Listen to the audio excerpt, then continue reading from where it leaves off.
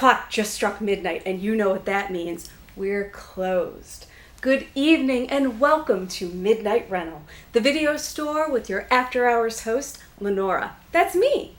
And now that it's after hours, I can finally use my powers by way of intellect because I'm not dealing with brain-dead customers all day. Midnight Rental. What's your favorite scary movie? Instead, I'm just dealing with creeps. But it comes with the territory being after midnight and being a horror host. That's horror with an H, 3 R's, 2 O's. You see, someone's got to stay up and entertain the insomniacs. And what better way to spend a weekend evening than watching a movie with a trusted horror host to guide you through the film? What with their unbridled wit, sparkling knowledge, and killer outfits. Are you talking about yourself? Who else in this room would I be talking about, Carl? Look, lady, you're not the only one that can pull off a dress. Anyway, the role of a horror host is a time-honored tradition that predates Midnight Rental by decades. We, of course, started with Vampira and Zachary and Goulardi and Sven Gulli and Elvira, Rhonda Shear, and so many more. Way too many to mention that would fit in an opening segment. But tonight I thought it would be fun to take a little deep dive into a very odd, very obscure movie that many of you might not be familiar with. This movie is about a horror host, and I know you might immediately be thinking Elvira, but oh no. This one is a little more aptly titled By Way of Midnight. This is about a horror hostess named Midnight, and it stars Lynn Redgrave, Tony Curtis, and Wolfman Jack. If you've never seen Midnight, boy oh boy, buckle up, Buttercup, sit back, get ready, and enjoy the chaotic wild ride that is Midnight. Midnight. This crazy movie was released in 1989. Directed by Norman Thaddeus Vane, the movie kicks right off with the lead character, horror hostess Midnight. This is Midnight, darlings. Filming her latest episode at her set in front of her devoted audience. And I am not joking about the devotion. They have their faces painted like hers, their hair styled like hers, and they repeat the last line of every single thing that she says. Some nerd asked me the other day what color my nails were. I said, emerald red. Emerald red. Midnight herself is a horror host cranked to the 9s, if not 11s. People often ask me what my favorite cocktail is. Bloody Marys, of course.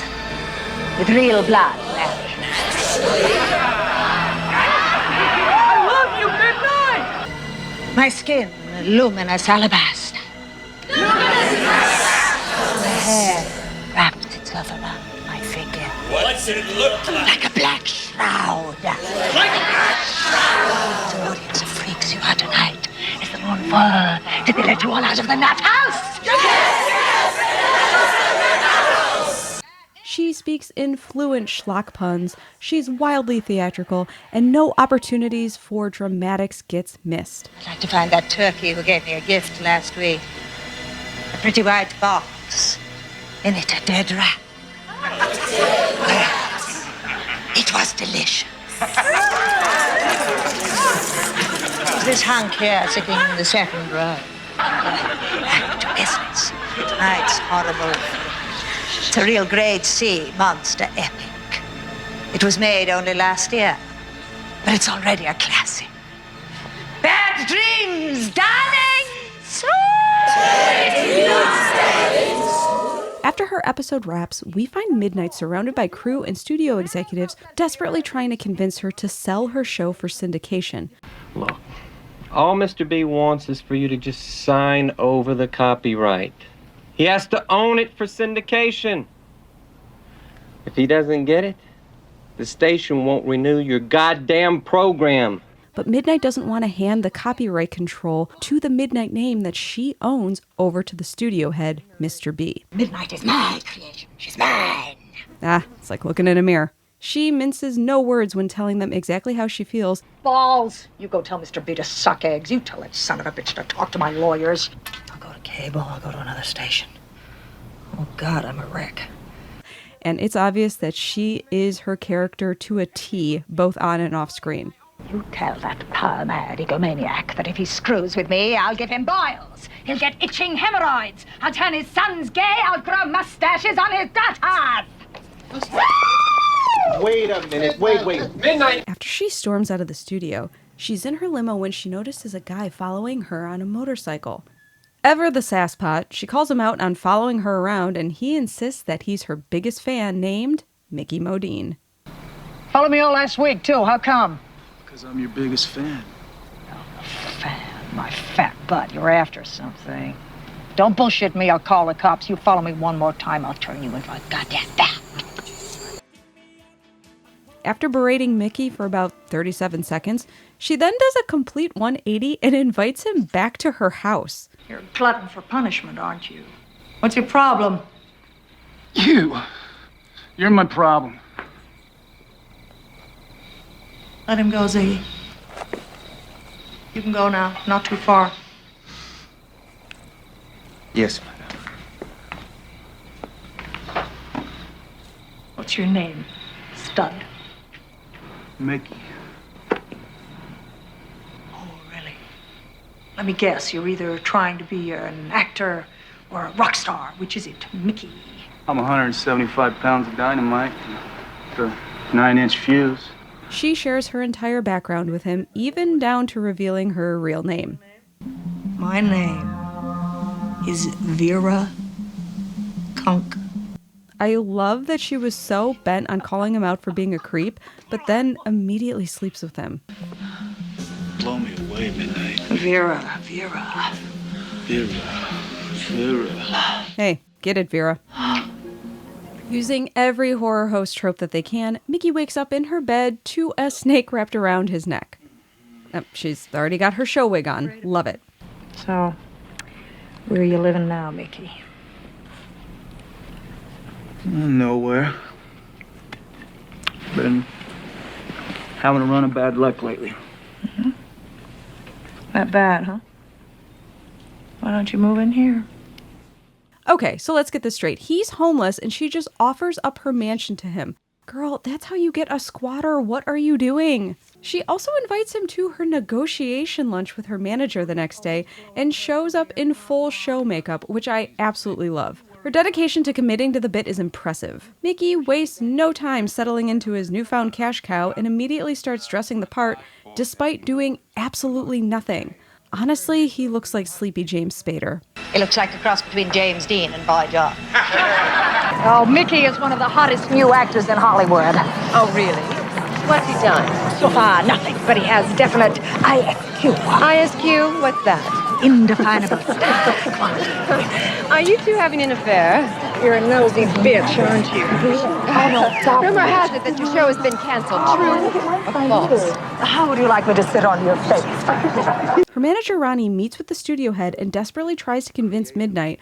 She wants war, I'll give a war. Detective? Well, then plant something on him. I want to burn her ass. Benji. Oh, forget it. Leave me alone. Look, if she doesn't sign over the copyrights, does the network really want to kill the show? Isn't it like throwing the baby out with the wash? Why do you give him baby and wash? What is that bullshit? Forget it. Hours later, after filming an episode, Midnight is furious to find her dressing room is locked because the locks have been changed. What's the matter?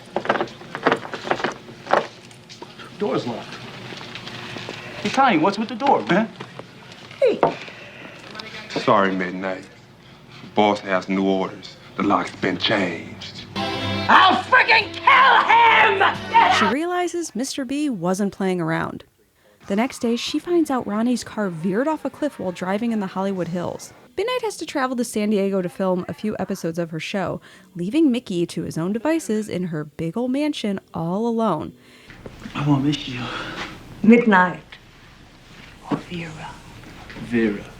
Before she leaves, she can't help but get into one last argument with Mr. B. You're always shouting at me! How dare in the world, always yelling and screaming. You're so obstreperous. Why don't you calm down already for once in your life anymore? Oh, don't start with me, Benji.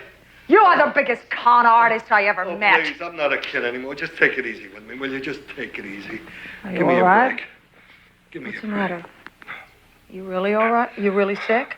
Oh, God, don't do this to me. I'm not doing it. Look, she's always chewing gum. Like a cow. Will you get out of my life? I love how the only way people can deal with midnight is by pretending to have a heart attack or be on the verge of being murdered. Just listen to what I've got to say to you. It's not so terrible. The copyright. All you've got to do is just, you know. And you know something? What, when you darling? smile at me like that, I just... Oh, it's like old times. I'm isn't in it? love again. Yeah, you know what? He, of course, instantly has company of the female variety. Mr. B convinces his young dalliance that he will give her a lead role in an upcoming film if she seduces Mickey while Midnight is away. Can we get any of this deal in writing? She gives him her entire mansion to stay in, and this is how he repays her? 2 nights! I go away 2 nights, you bring some tramp home! Look at yourself, lady. Where do you get off calling me a tramp? If you had as many pricks sticking out of you as were stuck in you, you'd look like a goddamn porcupine. Hey, Vera. I'm sorry. Midnight, no, don't give in. He's not sorry. He's just sorry that he got caught. Oldest trick in the book. Midnight gives them both the boot, but not before seriously contemplating having him stay. Girl, get it together. Midnight then has to meet with Mr. B about the contract, and she has until, you guessed it, midnight to sign it. Your contract is up tonight at midnight. If you don't sign this, you're finished. Through. Kaput! You think it's fair that you get millions and I get... I'll tell you this. I got a character I can rip off you.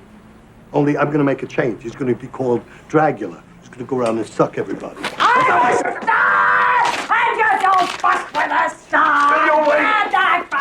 Not one to be tested, she ultimately rips the contract up and storms out. Midnight watches as her fame quickly fades with her show being off air, while Mickey's star only rises. There are so many makeups, breakups between Mickey, Midnight, the blonde girl, that it would make you dizzy. Now that Mickey has got star power, the tables have turned and he starts offering her opportunities, like co-starring with him in his next movie. I'm up for this new flick, right? And in it, there's this part for a weird landlady. It's a pretty good part, too. It's like co-starring. And, well, naturally, I thought of Midnight. I mean, you could do your whole bit, baby. You could do the wig, the shroud, the coffin, even Vampicilla. It all works. I called up the producer. I said, Aaron, baby, you either use Midnight or you can forget about using me. And, of course, he loved it.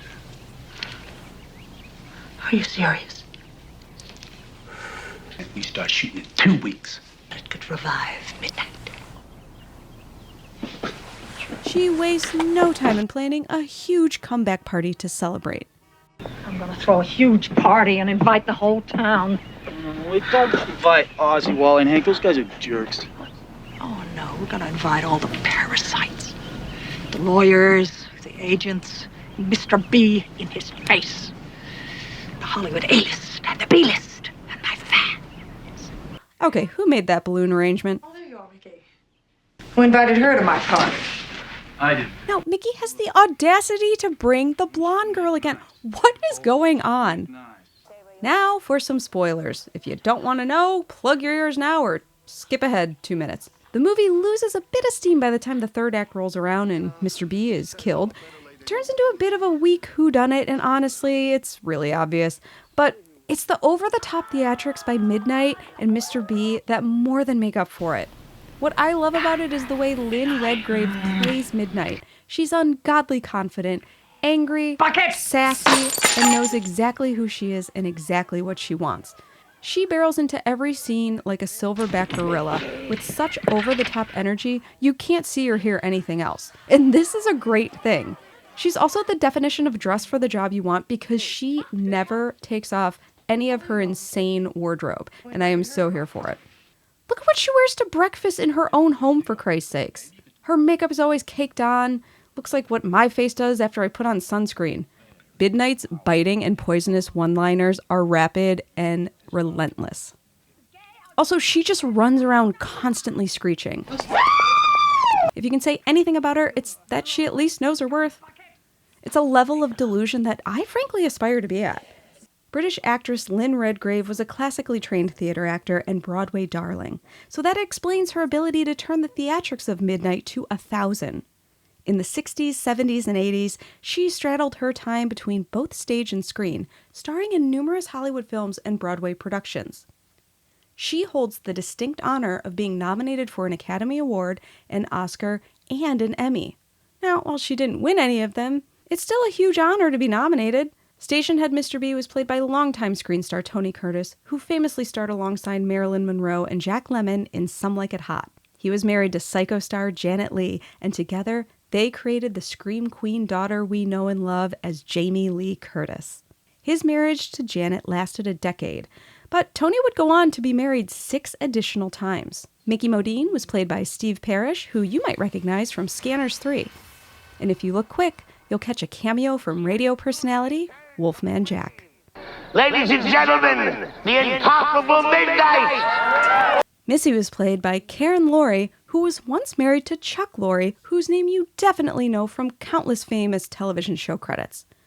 Karen has appeared in many movies and TV shows, but is mostly credited as Karen Witter. Now, despite the movie running out of steam in the third act and having a somewhat slapped-together ending, I still can't help but hold a smile for Midnight. Why do I love this movie? I think I have a soft spot for it because the first time I saw it, it was right after my previous television show was canceled and simultaneously while I was developing Midnight Rental. That's right, your girl Lenora didn't get her start here at Midnight Rental. I was already a bona fide horror host on a late-night B-movie show on a real TV station for 2 years before it was canceled. But not due to anything nefarious, the only thing we touched were the viewers' hearts. I too found myself nominated for an Emmy, regional, still counts, and while I didn't win, it was still absolutely an honor to be invited to the party. Now, you might think I was sad when the first show was canceled, but it was the opposite. Being able to create Midnight Rental and have full creative control has been nothing but immensely rewarding. Maybe that's why parts of this movie are so especially endearing to me, right down to her wardrobe. When I initially created the Lenora character, instead of having the chiseled-in stone uniform, I made it a point to have a drastically different and over-the-top outfit for each episode as a hat tip to Carol Burnett. The Carol Burnett show reruns I saw as a kid, I was always so excited to see what she'd come out on stage wearing. What's up, Bob Mackey? So many of Midnight's oversized sleeves and gaudy in the best way possible dresses would have absolutely been in my rotation.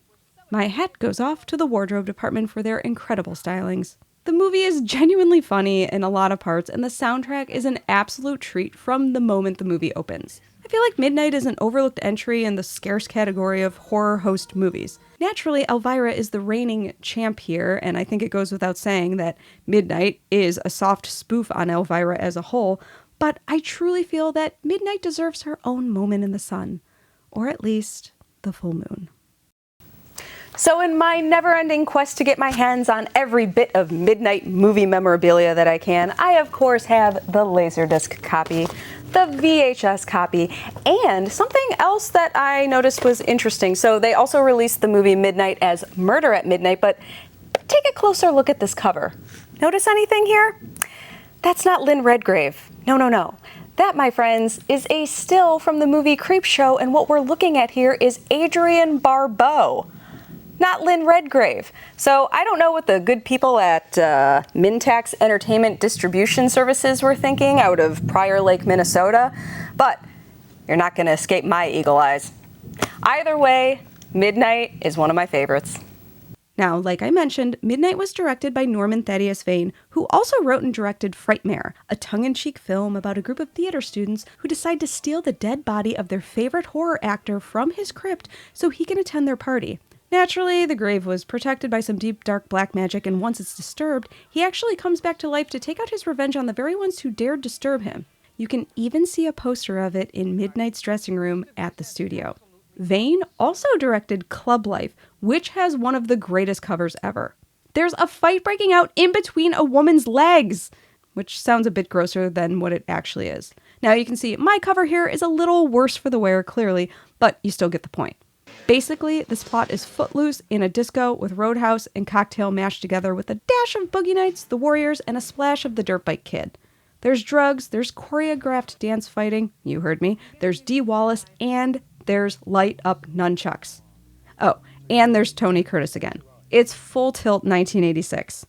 This movie was released with 2 titles, King of the City and Club Life. Our main character, Cal, arrives in Los Angeles and is immediately taken with all of the glitz and nightlife. Started. I flew into town a couple days ago. How about yourself? I'm Hector's old lady. Club's owner. He gets a job at the city as a bouncer. Lose the joint on club premises, friend. He quickly learns the ropes and also gets a first-hand look at the seedy underbelly of the city, its clientele, and employees. There's no shortage of action, dancing, and even singing. The recurring theme song Club Life is used ad nauseum wherever they can inject it into a scene.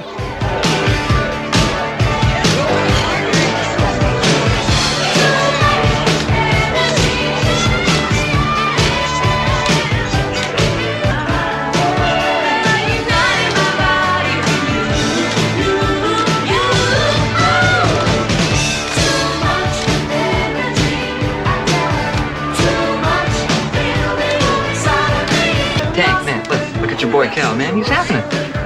Moves like a fucking gazelle. Things hit a snag for Cal when his boss Tank is killed by drug dealers, and guess what? Now they've set their sights on him. It's not something he can just tap dance his way out of either. Michael Parks, with his instantly recognizable voice, gets to utter the phrase, Here, take a hit of that and be somebody. I'm gonna pass. And you'll of course recognize Michael Parks as the sheriff in Tarantino's Grindhouse series. Well, what's the patient's prognosis, Dr. Block? The movie is absolutely ridiculous. The amount of neon, mirrors, and glass block in this film is dizzying in the best way. I will say that I used to work at a Regal Cinema, and the interior of the club truly looks like the lobby of the movie theater right down to the railings. I mentioned the theme song before, but I didn't mention the soundtrack as a whole. At one point, Dee Wallace performs an extension of the Club Life theme song as a one-woman lounge singer show sitting on a car that's on a slab of glass block in the club. Smell the cheap perfume in some smoke-filled room, but that's Club Life. That's the only life I know. At another point, the movie nearly goes full tilt musical while we're at Tank's funeral, which takes place in, you guessed it, the nightclub. That's right, everyone. You're looking at a coffin inside of a nightclub on top of a glass block platform surrounded by neon and disco balls and a singing woman.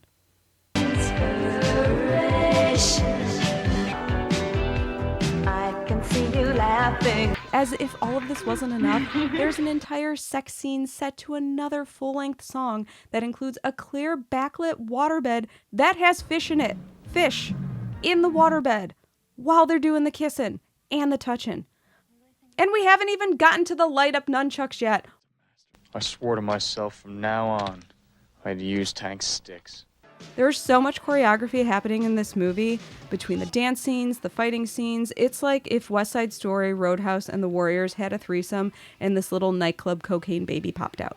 It's just one of those movies you have to see if you haven't, because my description is never going to even come close to the actual crazy experience of just watching it. Like, they take a nunchuck to a disco ball at one point. Where else are you going to see that? Say what you want, but Norman Thaddeus Vane clearly had a vision he set out to execute with each of these movies, with his fondness for horror hosts, old horror icons, and backlit waterbeds. Norman Thaddeus Vane, we salute you. Shang-Wing. Now, before we completely move on from the subject of horror hosts, I just want to take a moment to highlight the hometown horror hosts of my era, Big Chuck and Lil Jon. They were a horror host duo that ruled our local Channel 8 station on the weekends. I grew up in Cleveland, which has a rich history of horror hosts. Ghoulardi was created here. Ernie Anderson played Ghoulardi for 3 years in the 60s and was so popular that the Cleveland Police Department reported a decrease in crime on Friday nights when his show was on the air. Now, after his show was canceled, he left the city for the sunny shores of California with his friend Tim Conway. He would go on to become the announcer on The Carol Burnett Show and later on, the voice of ABC. Saturday on the Love Boat. The Love Boat. I tried to make it a little more lecherous than romantic, you know. Recognize the face? Probably not. But the voice? Now, Lily is back. What is it you want? And she's after 3 men Do you want to go to bed with me? who'll wish she'd never been born. 1, Tonight's all new. First, is Angela really married? This is here. It's the hubby that wouldn't die. Who's the boss, then? Swear, Nancy! I just been partnered with Margaret Farquhar. The Wonder Years, then. Take this job. Girls, you'll never believe what he wanted me to do. Who the fuck wrote this? Let's find out who wrote this. His son, Paul Thomas Anderson, would become hugely successful as well. When Anderson left Cleveland, it was Chuck Shadowski, who had assisted on Ghoulardi, who would take Ernie's place at Channel 8. He began a Friday night movie show with Bob Wells, better known as Houlihan, the weatherman at the station. After 13 years, the show would later turn into the Big Chuck and Little John show, with John Rinaldi filling Houlihan's shoes. What makes local horror hosts special is the fact that they are local. It's always a lower production value with regional banter, and that's part of the draw. They feel like they're truly yours and that you're in on the joke together. They were the true rock stars and champions of Cleveland. They were the first celebrities I ever met at a Parmatown Mall appearance that they did when I was 4 or 5 years old. I nearly knocked Lil John off of his feet by breaking free of my mom and giving him a huge hug. Big Chuck and Lil John were my gateway to Godzilla, my introduction to Friday the 13th. What made Big Chuck and Lil John really sing was their banter and clear friendship that they shared. Couch Potato Theater on Saturdays was appointment TV for me. Movies aside, the glue that held the entire show together was really their skits. Hundreds and hundreds of skits that served as bumpers between movies. To this day, every time I have to use a ladder, I can't do it without picturing Lil John dangling off the back. Big Chuck and Lil John didn't have so much a trademark saying as they had a trademark laugh track, unmistakable, that would serve as the benchmark punchline in every skit. I genuinely loved them so much growing up, and that's why it meant so much to me to be a horror host, even in the smallest capacity, on local TV here in town. Superhost, also known as Marty Sullivan, was another legendary Cleveland TV host, though he was a bit before my time. Horror hosts were the breath of levity that you could count on your local television stations. And while the TV landscape now has changed from traditional antenna TV to streaming, there are still some local networks who recognize the value and appeal. As for the rest of us, well, at least we've got YouTube. Let me know in the comments below what city you grew up in and which horror hosts you remember watching on TV.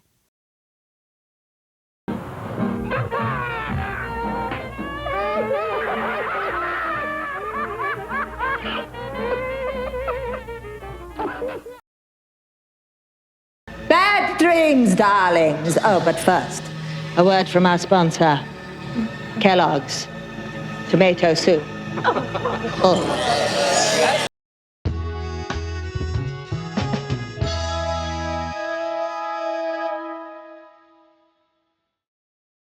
Fred Griffith on Prejudice.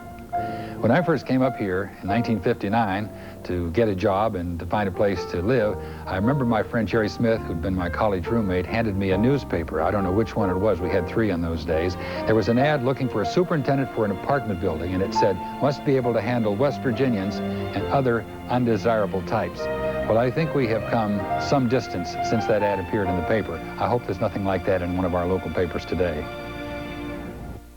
Join Tony Braxton at the 1996 Essence Awards, Thursday. Fox, Safe at Home, brought to you by Pizza Hut. You were chicken as a little kid. You were chicken as a bigger little kid. And now that you're grown up, you've got one last chance to do something really, truly daring. Chicken pizza? Sure, we know it sounds scary. But come on, you can do it. Great. Sure it is. With 100% chicken breast and 100% Pizza Hut pizza, it's delicious. You'll never be chicken again.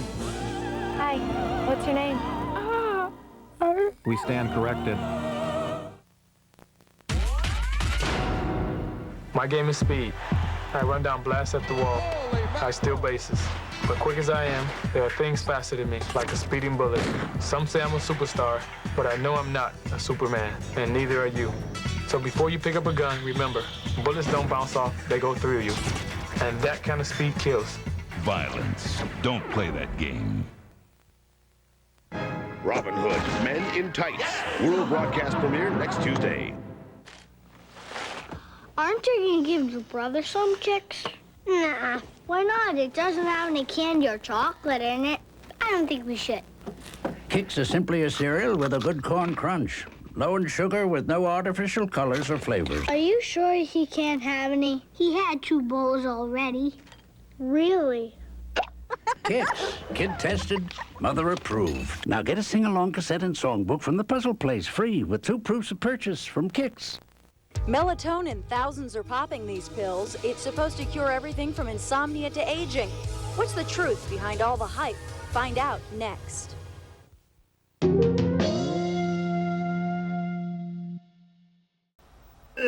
Hey, Lenora. We've been getting some complaints about your customer service. What? I'm great with customers. What? What? What? What? What? What? Oh my God, what?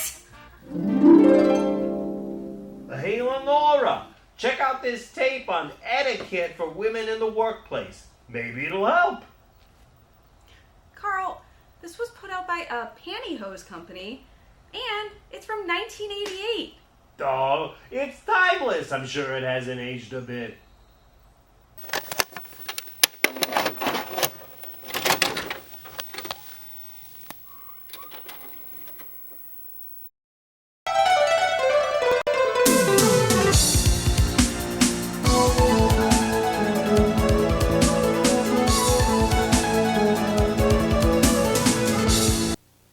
Your personal image workbook was included with this cassette. Please refer to it as you watch.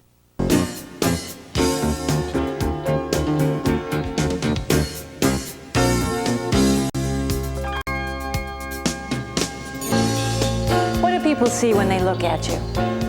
Do they see the person you want them to see? Hello, I'm Jill Eikenberry. Most of us know the kind of image we want to project to the world. We know we shouldn't judge a book by its cover, but the fact is we all do. Remember opening the door for a blind date? Or meeting your future in-laws for the first time? In a glance, we judge what a person is all about. Your clothes, facial expressions, gestures, even the sound of your voice instantly sends a message about you. Your physical appearance speaks volumes about you. It tells people who you are, it tells people who you're not, it tells people who you'd like to be. I work in a very male-dominated industry, and so my clothes let me stand apart from the crowd, stand up and be noticed. Let me say who I am and that I enjoy what I'm doing and I feel good about myself. I usually dress to be somewhat traditional. I think you have to be traditional, at least in some respects, in a professional environment. But because I'm in sales, I think it's also important to project flair as well as confidence in what you're wearing. I think the clothes I'm wearing show that I'm an outgoing and creative type person. I work for an ad agency, and your clothes should show that you're on top of the trends and that you know your business.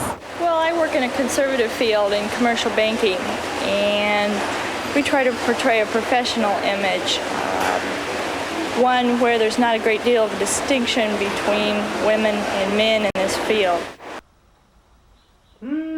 What are we watching? Nah, it's how to be a better woman, Emmy. Ooh. We all feel more confidence when we look good. To your business life, your love life, and your whole life. It makes you feel more powerful. Rita has a nice open face, but if you look at her straight on, you will see that the eyes slant down a little bit and the eyebrows slant down a little bit, which gives her a down look. So we want to raise that. So what we were talking about doing was giving you something that was going to be more in proportion, because your hair now is just overpowering. And the softness and the curliness and the fullness is good. And she has a perm and her hair is very, very thick. Fullness in the bulk while we maintained all of the length.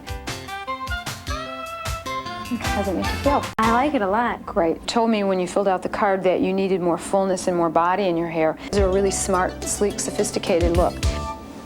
Women look at other women and they say, I want to look like that. A glaring discrepancy in one aspect of your appearance can shatter the entire look.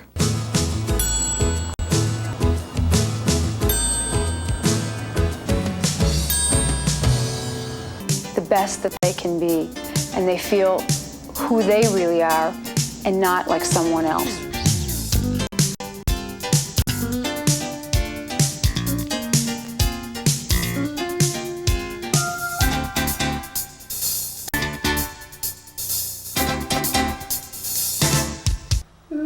These all sound pretty good to me. What meets the ear is just as important. Specifically, the sound of your voice and the speech patterns you use. This time demonstrating some common speech mannerisms. See if you recognize anyone you know. Mr. Jones, I was wondering, is that report going to be due on Tuesday? Oh, great, Mr. Jones. I'll get it done for you. No problem. Our birthday cheerleader shows 3 things. Someone who's not as intelligent as she wants to appear, someone who's rushed, and someone who's exceptionally awkward. I'm a breathy cheerleader. Yeah, you sure are, Amy. There should be no problem with this. I want to know why the reports were not done in time. I want to know where they are. I want to know why they were not done correctly. This person shows as someone who's very resistant, very negative, and uncooperative. Well, I was going to get that report done as soon as possible, but hopefully it will be on Tuesday, okay?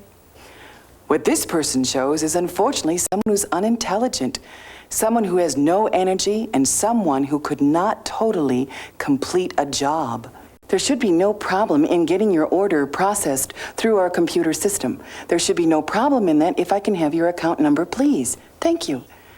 Someone who's tight-lipped is someone who is not cooperative, someone who doesn't want to work well with others, and someone who is very negative in their approach to communication.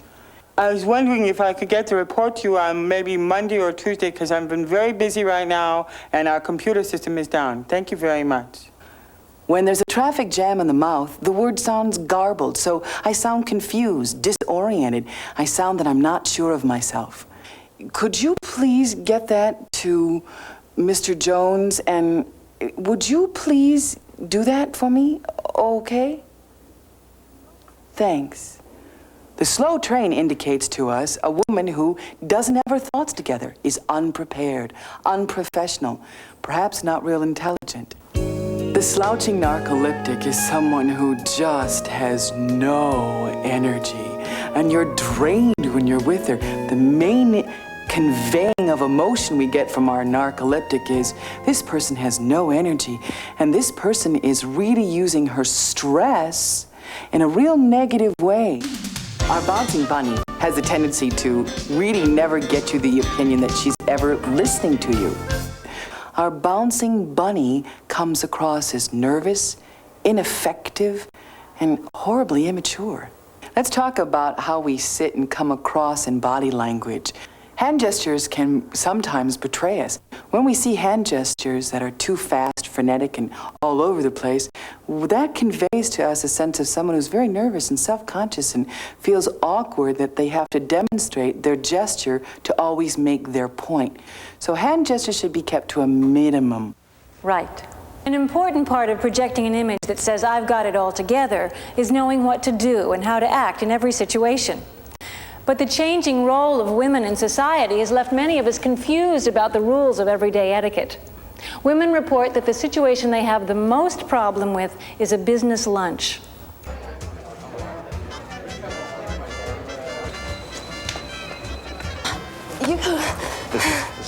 George? George, right. Hi, glad you could make it. Did you have any trouble finding it? No. Sorry. Let me get this stuff out of your way here.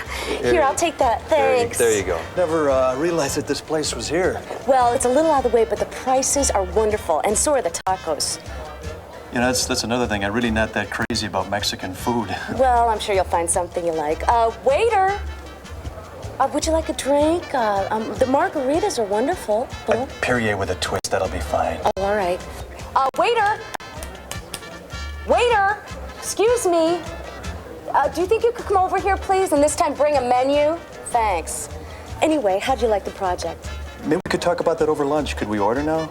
My uncle hired me and wanted me to work for him, so I did just a little bit of work part-time.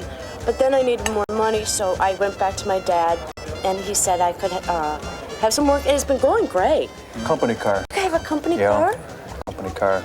Nice car, too. It's a Ford Escort, but it's nice. That's great. I don't have one yet. I'm working at it, actually. You know, Gil, Uh-huh. this project's really been in the works for about 3 to 4 years. Uh-huh. The New York office was the one that was first bringing it up back in November of about '85. Mm-hmm. So what do you really think of our chances? I think they're good, but we're going to have to fine-tune here and there, like I told you before. And I have to talk about this with the others. Thank you. Oh, I got this. I got it. My company's going to pay for it. I'm not. So, well, what about if I called you today at 3? I mean, is that enough time for you to to get together and decide that? Why don't you give us a couple days? I have to fine-tune these things, and my associates know better. Well, what's the soonest then that I can get back to you? What's 10% of 27? Why don't you leave them 15%? Is that what you leave in a place like this? 15? Well, the waiter was very good. The service was good. Okay, 15. Do you have a quarter? If you make use of just a few of the tips you've learned here, you'll soon discover the better you look, the better you feel, the better you are. Have fun and good luck. I'm Jill Eikenberry. A message from Burlington Sheer Indulgence, the pantyhose for the confident woman.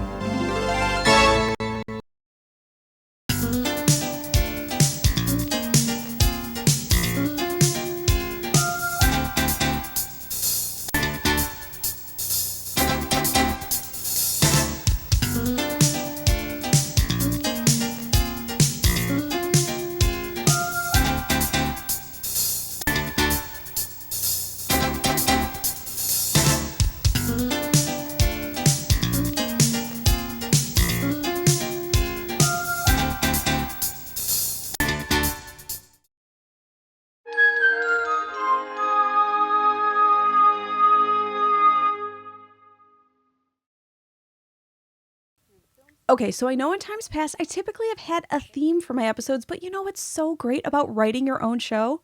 You can do whatever the fuck you want. So, in the spirit of just that, we're going to keep on talking about movies that don't fall into any sort of specific theme, genre, or category. It's just a grab bag full of little oddballs that I love, and what better oddball of a film to discuss than our next selection, Mutant Hunt.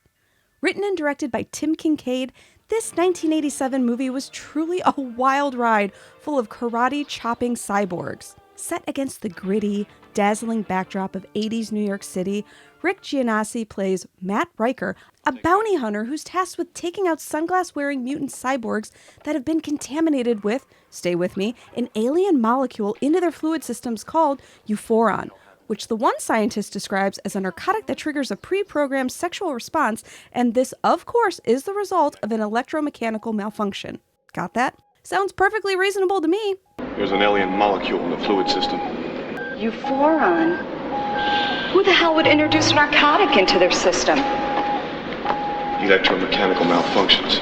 Anti-organic reactions triggered by pre-programmed sexual response. Who are you calling? Matt Riker.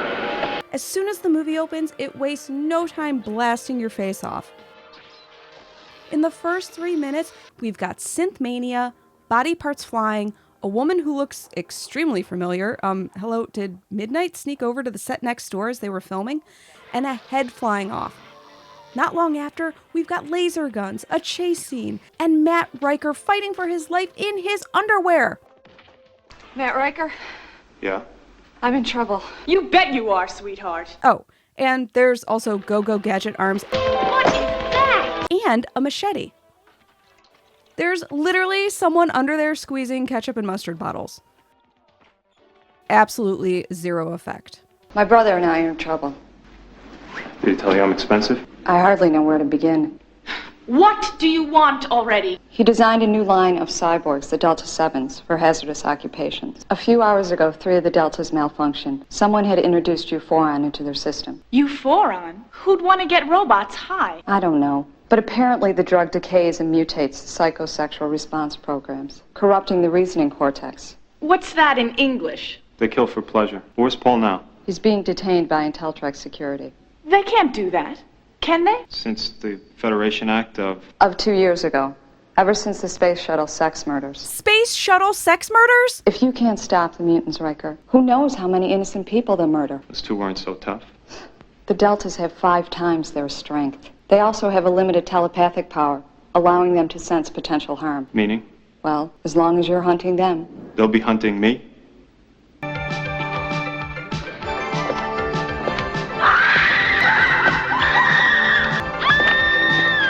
I mean, we've all been wanting to do that the entire time, right?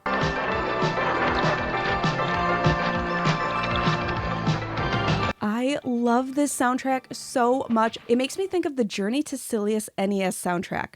Does anyone know what I'm talking about?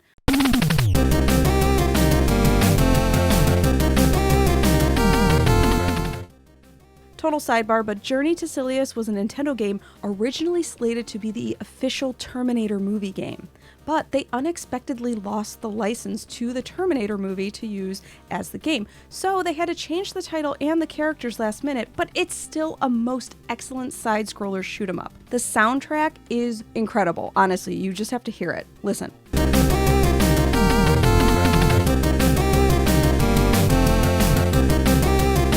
Okay, those are totally Hellraiser puzzle boxes, right? This was Sunsoft composer Naoki Kodaka utilizing every channel in the NES sound chipset, and the result is a richly layered bass and kick drum heavy masterpiece that sounds far more advanced than the NES platform that it's confined to would normally produce in games. Anyway, if you haven't played Journey to Silius or heard its soundtrack, give it a listen. You will not be sorry. It is amazing. Anyways, back to Mutant Hunt. There is so much happening in this movie constantly, and it's not hard to keep up with it or anything, but you do find yourself asking, wait, what the hell is going on? Every 10 to 12 minutes. Here are some of my favorite highlights.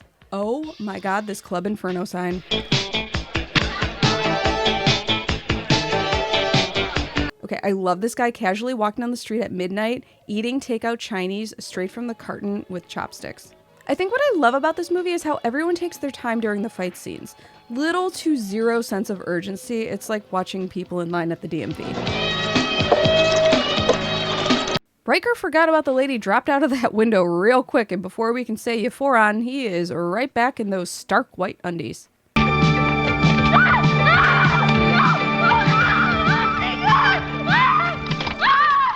He literally pulls this woman's head off. A cyborg. These cyborgs walk like Michael Myers, but have Shemp's haircut and Nada's sunglasses from They Live. Bruce Campbell, eat your heart out.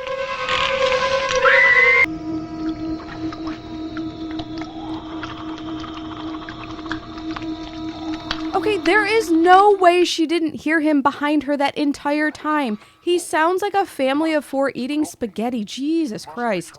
I am not sure I would stand that close to him. Yep, there we go. And that's why you don't get close to a cyborg. He looks like a cross between the Terminator and Bub from Day of the Dead. Help me. Oh, well, what's the problem? I am in pain. I can feel. Same, cyborg, same.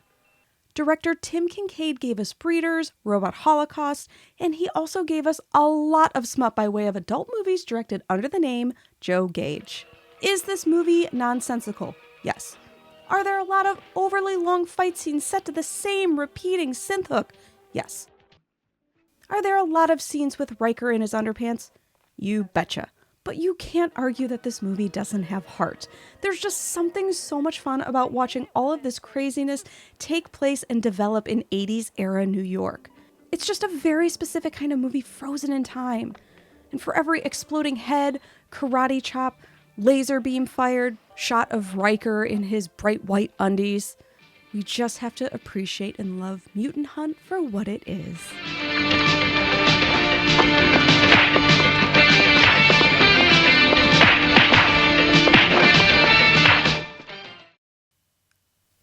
Now we're gonna hone in on a movie from 1990 and one of my absolute favorites of life, There's Nothing Out There. This is a movie I would have loved to have seen on a late night hosted show. It's absolutely perfect for that element. Written and directed by Rolf Kanafsky, and I'm so sorry if I'm pronouncing that wrong, this first-time director hit a home run with this absolute peach of a movie. If you have a fondness for horror in any capacity, you're gonna really appreciate this one. From the jump, could this be any more nostalgia tingling? Just look at this opening scene. This is a packed to the max video store with the clerk looking cute as a button reading a copy of Fanazone at the counter. When I worked at Hollywood Video, we were not allowed to wear anything other than an enormous purple button-up shirt that they never carried in a size smaller than XXL. The clerk has a tape tossed to her by a mysterious figure who then chases her through the store. This scene is important because right from the jump, this serves as the first look at the movie being a spoof, albeit a soft one. The scene is filmed down an aisle that is clearly short, but they keep stopping back and filming again to try and make it seem longer. And it's so perfectly done in its repetitiveness without being overly obvious to the point where when you first see it, you're not entirely sure if it was done on purpose to be funny or if they just ran out of time in the editing bay.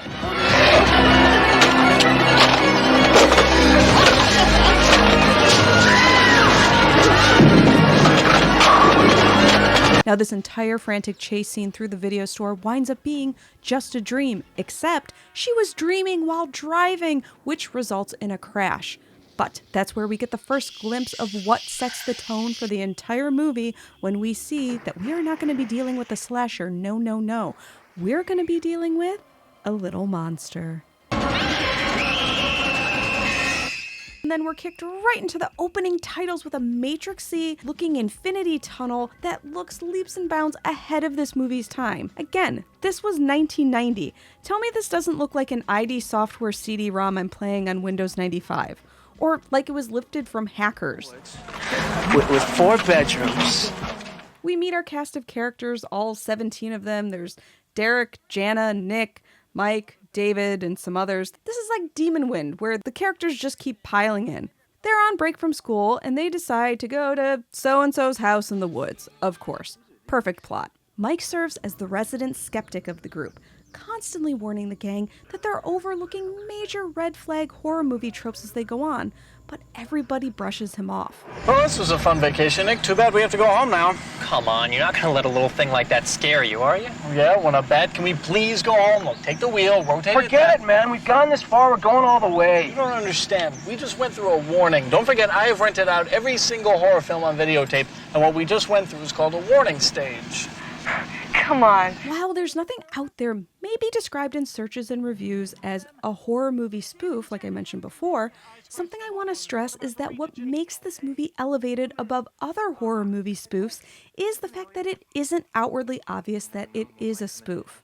When one hears, quote, horror movie spoof, you might be thinking of movies like Student Bodies, Return to Horror High, or Scary Movie.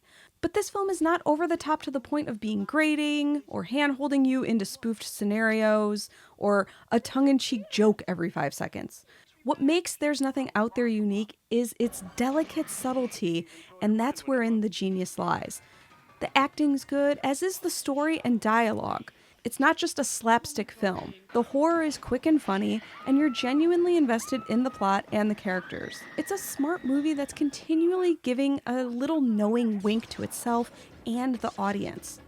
The character Mike is played by Craig Peck, and he is especially fantastic at this. Name a horror film. Any horror film. I can think of about 10 right now. What are you talking about? This place is beautiful. Oh, yeah, wait till nightfall. Don't you think they're creating most of this in your head?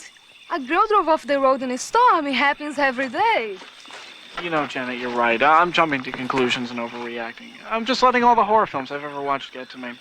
I should overcome my fears right now. Why don't I take a nice stroll down that dirt path into the woods late tonight, all by myself? And then afterwards, I can go skinny dipping in the pond. And while I'm at it, I can wave bright white flags around so everybody can see me. Come on, Dave. It's hopeless. Oh, no, that's good. Leave me alone out here. Nothing to worry about, right?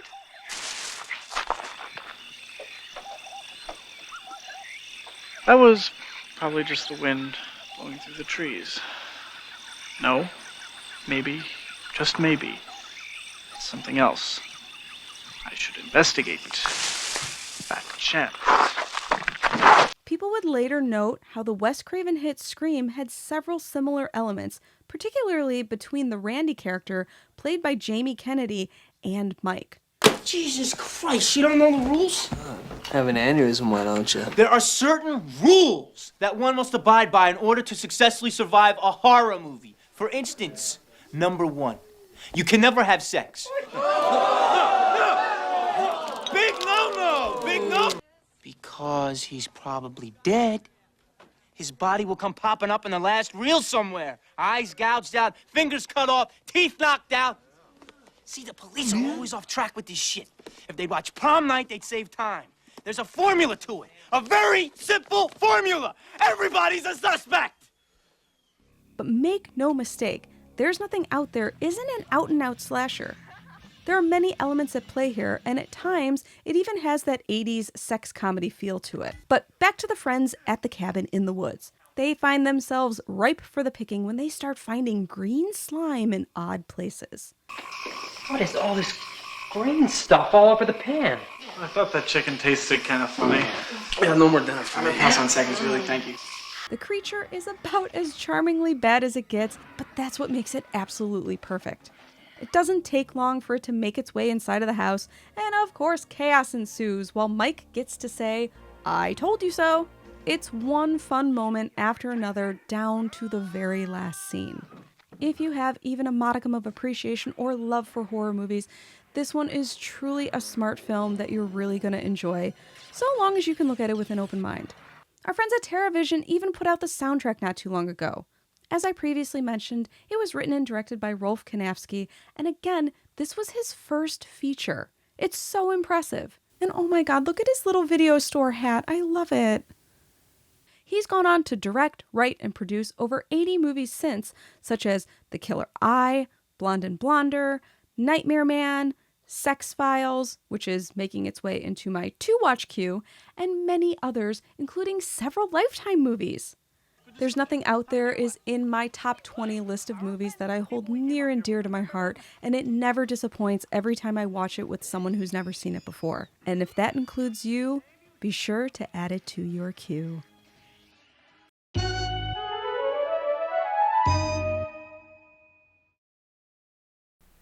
NBC Sunday Night at the Movies will return following these messages.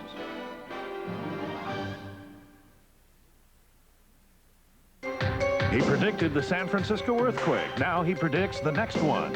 Find out where on Unsolved Mysteries. Then, Dear John meets L.A. Law's Corbin Burnson. I will personally set you up with a woman guaranteed to melt your belt buckle. And Robert Stack guest stars on The Finelli Boys. You are such a weasel. It's a special guest star Wednesday only on NBC. Hi! An exclusive preview of Three Men and a Little Lady, tonight at 11. You look very beautiful. I look like a dork. 7 Up Attitudes. It's a given. It's the way it makes you feel. It's the lift that you get. It's a rhythm in your step. Cause it's cool and it's wonderful and it's lemon and lime. 7 Up. It's an up thing. It's 7 Up. Does it every time. It's 7 Up. Yeah, it's an up thing. It's clear and it's wonderful and it's totally fine. 7 Up. Hey, it's an up thing. It's an up thing. A salad imagines that somewhere there's a taste that's purely exotic.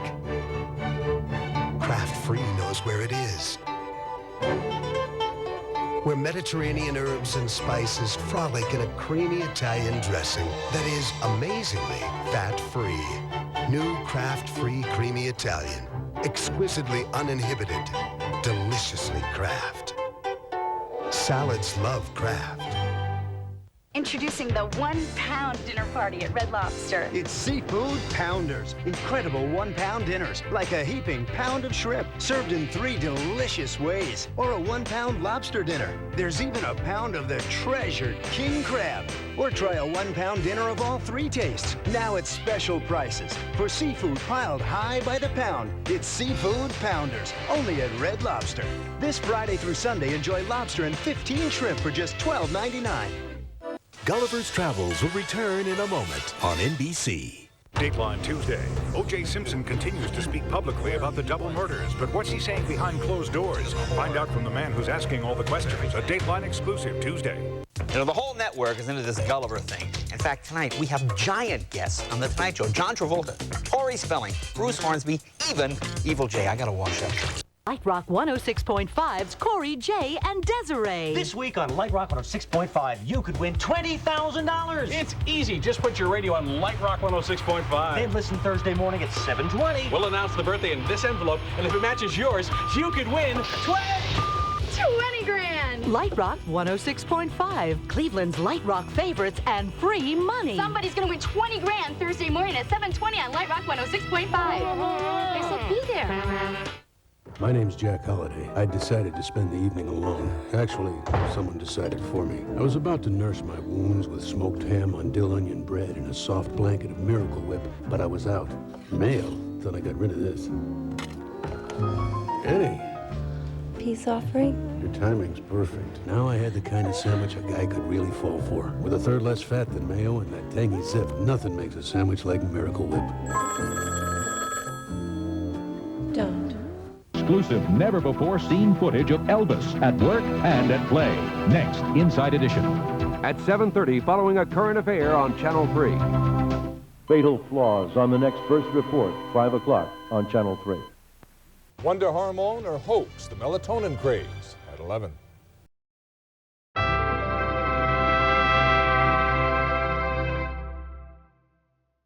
Now, since the train of oddball movies is chugging along at full speed, I'm going to talk about another one of my all-time favorites. This is a slightly better known movie than the previous ones we've talked about so far, but I still find people regularly enough who haven't seen it, and so I will continue my pledge and sworn civic duty to spread the gospel of Demon Wind. This 1990 film is in a league of its own while simultaneously borrowing many other elements from legendary horror movies and managing to somehow tie none of them together in the most convoluted attempts possible. But it winds up working out in the best way possible. It goes 187 different directions and you never quite know where it's going to land. The movie starts us out in 1931 with this woman and this guy George who's having a really bad time. We're barely 60 seconds in, and we've already hit the oatmeal pipe. This woman keeps muttering that her hexes aren't enough to stop the wind. As George advances on her in his new outfit, she decides to take the final way out for the both of them. Now we flash to present day, where Corey and Elaine are driving on a desolate road in a valley, and then there's a girl with a pointy stick following their car, and then also a skull with worms. When we're less than 5 minutes in and there's already this many okay moments, you know it's gonna be good. They're driving back to Corey's grandparents' farm when they come across a cafe diner, and we are treated to a flashback sequence of Corey's butt cheeks and a killer guitar riff. He's holding a book. Is that the Necronomicon?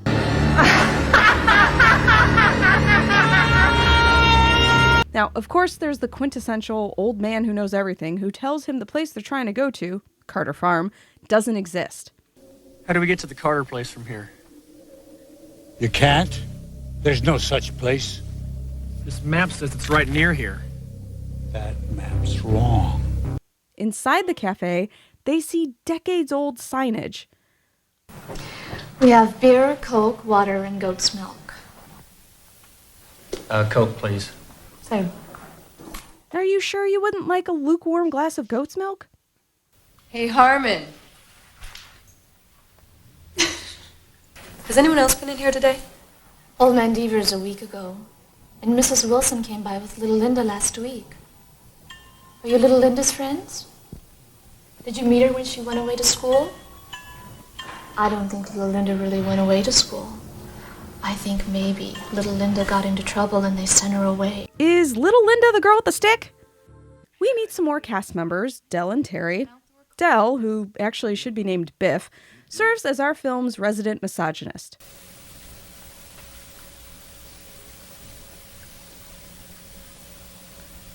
That is why I keep her around. We also get introduced to Bonnie and Jack. Bonnie is dressed like a cross between Elizabeth Berkley and Barbie's kid sister Skipper. Corey fills them in on why he's gathered all of his friends to meet him at this cafe in the middle of nowhere. So, Corey, why'd you bring us up here?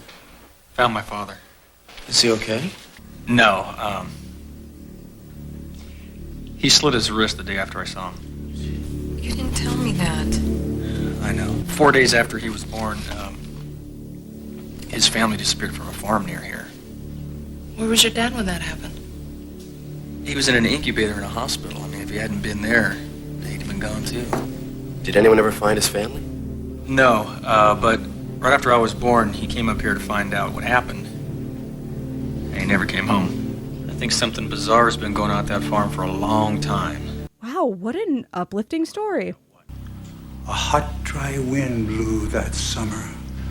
The cattle and the crops were burned to a crisp. The smell of death hung in the air. It happened on a Sunday. All the families were in church except the Carters. And they never missed church. Despite the repeated warnings, they agree to accompany Corey anyways. Let me give you some advice, son. Take your friends and go home now. We've got business at that farm. Belongs to me now. You do not own that property. Then just who owns the land, old man? The dead. You know, you not only got an attitude problem, you're also out of your fucking mind. You ought to learn to respect the elders, boy, before one of them hurt you. Now just hold on a minute here, mister. We don't want any trouble. Then all of you get in them cars and go back where you came from. Now, at this point, as they're ready to take off for the farm, we've got 6 cast members, which is about your standard horror movie crew size of people to pick off. But, not so fast, because before we head out down on the farm, we've got Diet Kevin Bacon in a cape. A princess should always have flowers. No, it's a tuxedo. Karate kicking a can on a string multiple times straight into Biff's face. Then, don't worry, he's a magician and he's got an assistant. He's also got white gloves, so you know you can trust him. Shazam! Shazam. Oh my god, why would you touch that with your bare hands? Go inside the cafe and get a napkin from Old Man Withers. They set off, all 8 of them, and arrive at what I guess could have been a farm once upon a time. There's a few pieces of the house and barn left, but it's in an enormous valley and has a foreboding cross with a skeleton hung on it. Elizabeth Berkley Jr. finds another skull in the ground, and when they approach the freestanding wall with the door left, Corey opens it to find it's some sort of old-timey portal to the past. He does the complete opposite of what you're supposed to do when you find a strange portal and immediately just walks in it. That's how you get trapped in another dimension, Corey. There's a ton of weird things left behind, including more skeletons and food. One by one, the rest of them join Corey on the inside of the portal, and then Elizabeth Berkley Jr. does the exact opposite of what one should do when finding strange old-timey writing on a wall and reads it out loud. They all immediately realize that it was an incantation of some sort that has now brought the house to life. They try to leave, and what's that? The cars won't start. Of course. Thankfully, the magician and his assistant have guns, so that should solve everything. Elizabeth Berkley Jr. is rightfully scared and only has one request. Promise me something. Anything. If we die, don't bury me here. You're not going to die, Bonnie. Promise me. Okay, I promise, but nothing's going to happen. I won't let it. They try to leave on foot, only to find that they've been going in circles, and that's when they discover the demon wind that takes them right back to the portal. Oh, God. Oh, no. Son of a bitch. Only now, they've got the addition of super strength Victorian children. Hey, where'd you come from, little girl?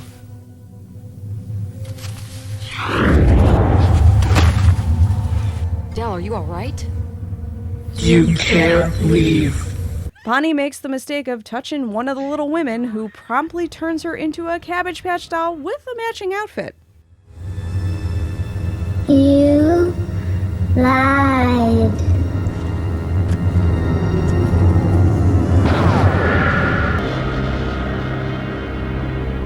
Sun's gonna be down in a few minutes. We got 2 choices.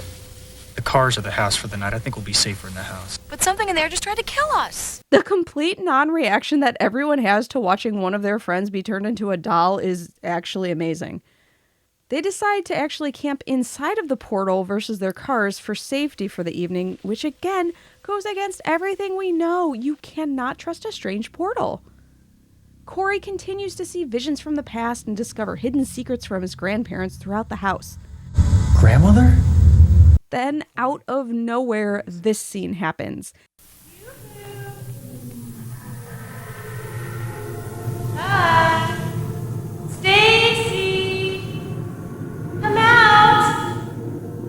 and then they decide that they'll go outside to fight the topless demons with their guns, but honestly, Chuck's spin kick winds up being even more effective. And can I point out that Chuck's shooting face is amazing? Now, I could keep going and break down the entire movie and spoil everything, but I also don't want to spoil everything for those who haven't seen it. This is a decision I wrestled with because I love this movie so much I want to talk about the entire thing. But the craziest thing about it is we still have an entire hour of movie to go. This is not your typical lean 84-minute horror movie. This one tops out at a meaty hour and 40 minutes. It is crockpot stew. And they're not even done bringing in new cast members for no reason at all. This guy and his girlfriend Paddington Bear show up just in time for the third act. And yes, that is Richard Gabai of Nightmare Sisters, Vice Girls, and Assault of the Party Nerds fame. The movie is ambitious and layered, and some of the dialogue is delivered in such an unintentionally hilarious way that you couldn't have purposely wrote it to be that funny. Basically, it's Evil Dead with a magician, a splash of Night of the Living Dead, it's set in an extremely dry valley with way too many cast members, and every time you think, oh, this has to be the ending, it still manages to find a way to keep going for another 25 minutes. It checks every box for me. Gooey demons, exploding heads, karate chop kicks, countless one-liners, oatmeal effects, a magician, and yellow custard blood. I'll save the ending for you to experience and figure out on your own, but for now, we can direct our attention to Charles Philip Moore, who wrote and directed this absolute gem. He also directed Dance with Death. Is she using a pistol as a stripper pole? What the hell? And he also co-wrote Angel of Destruction. I was first gifted the absolute joy that is Demon Wind by my coworker Cal Templeton, who worked with me at Hollywood Video. He was the manager of the attached Game Crazy, and one day in the parking lot after work, he pulled this out of his trunk and said, "Just watch it." This movie would go on to become my ultimate B-movie and also serve as a handy litmus test whenever I was on the prowl for potential suitors. If you can sit through Demon Wind without falling asleep and genuinely enjoy it, then you've got a chance with me, buddy. If you've never seen it, put on some oatmeal, grab a glass of goat's milk, and treat yourself to a heavy-handed dose of demons. Surprise! Eat this!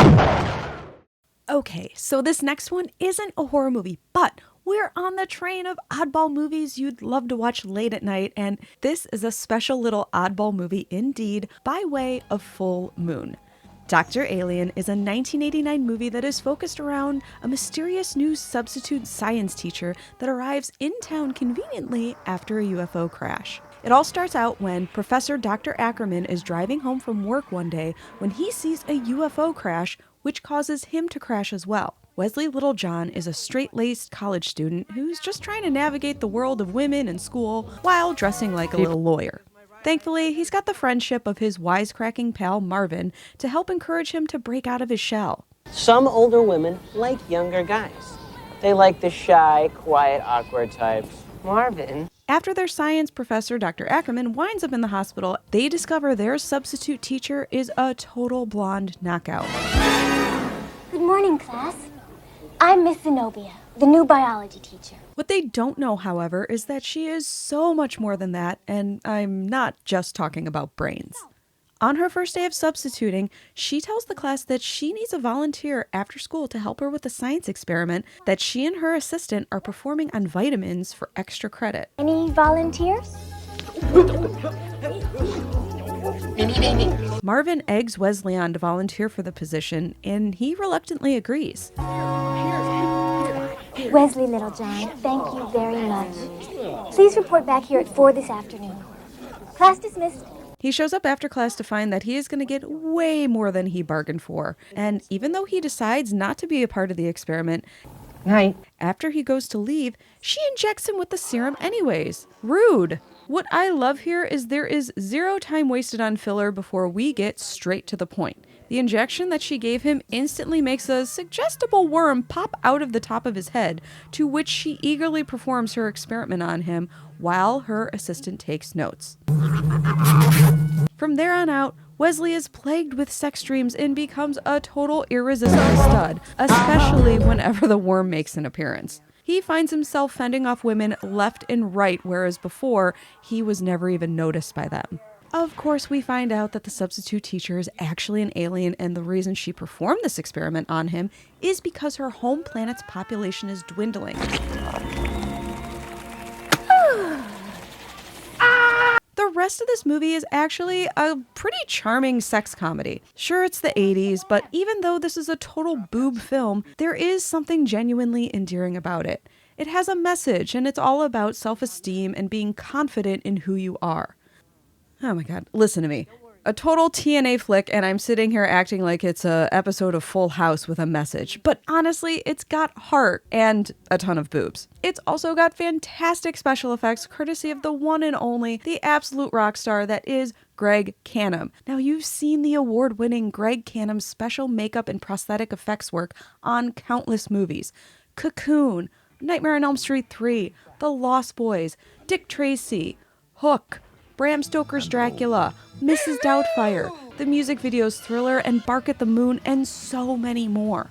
He also did the makeup effects in one of my favorite batshit tapes, Kid Safe, the video, which is an unbelievable PSA directed by the one and only Stuart Gordon. Yes, you heard me correct.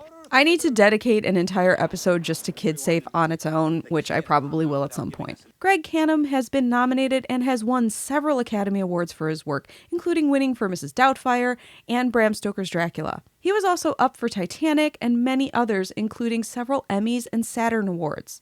Dr. Alien is a buffet of familiar faces from the mid to late 80s catalog of late-night movie stars. There's Judy Landers, who you know from Stewardess School, Ghost Rider, and Night Court. Olivia Barish, who you know from Repo Man, Tough Turf, Stuart Fratkin from Ski School, Teen Wolf 2, Linnea Quigley, who you know from everything, Michelle Bauer, who you know from Fred Olen Ray and Jim Wynorski movies, the infamous Ginger Lynn, and Billy Jacoby as Wesley, our plucky lead. Billy Jacoby, or William/Billy Jane, as he's also credited sometimes, is someone I've always wanted to feature because he is all over the movie and TV map. Just look at this lineup. Just One of the Guys, Parker Lewis Can't Lose, Cujo, Bloody Birthday, Demon Warp, Hospital Massacre, Silver Spoons, The Bad News Bears, The Golden Girls, one of my favorite anthology films, Nightmares, and Beastmaster, just to name a very few. Hospital Massacre and Bloody Birthday are two of my favorite undersung slashers, and they both happen to have the same kid cast members, Billy Jane and Elizabeth Hoy. I love Billy Jane, Jacoby, however you want to credit him, because he's always a great actor and always a lot of fun to watch. And in Dr. Alien, it's the way he plays his innocent earnestness that helps make the film so endearing. Plus, who didn't have a crush on him in Parker Lewis Can't Lose? He is still involved in the film industry today and currently runs a production company called Jane Films, which actually looks really cool. John Stamos? Are you guys hiring? Now, if Billy Jane has been all over the place, so has the director, David Dakota. Not only has he worked alongside Full Moon head honcho Charles Band and straight-to-video king Fred Olen Ray, he has his name as director, writer, or producer on so many legendary film credits. Creepazoids, Sorority Babes in the Slimeball Bowl-orama, Assault of the Party Nerds, Linnea Quigley's Horror Workout, Puppet Master 2 and 3, Robot Ninja, and countless others. Honestly, I could do an entire episode on him alone, and maybe I should. Dr. Alien may not be a horror movie, but it's definitely a late-night movie that you would have stayed up all night to watch on USA on a Saturday night. If you haven't seen it, turn your mental state back to 1987, keep an open mind, and honestly, you'll be in for a treat.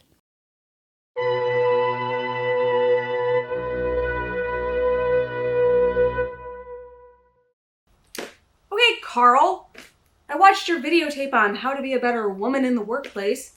I don't think I learned anything. Yeah, I think you'll learn to just be yourself. There it is. That's a lesson we can all walk away with. Besides, still finding hair gel in places I didn't even know existed. But with that being said, thank you so much for tuning in to yet another episode of Midnight Rental. Be sure to join us again after hours, but only after midnight. Hope to see you again soon, and with that, good night. Oh, my dear renters, I do hope that you've enjoyed this episode of Midnight Rental. I had to redo nearly the entire episode, so it means a lot that you've sat through it. Now, the best way that you can support this female-created show is by subscribing to my Midnight Rental YouTube channel and sharing it with like-minded friends. Midnight Rental was created solely by me in June of 2022, and I love nothing more than being able to share it with the world. In the vast sea of people talking about movies, I am so grateful to have you here in the hot tub with me. And as long as you keep watching, I'll keep creating.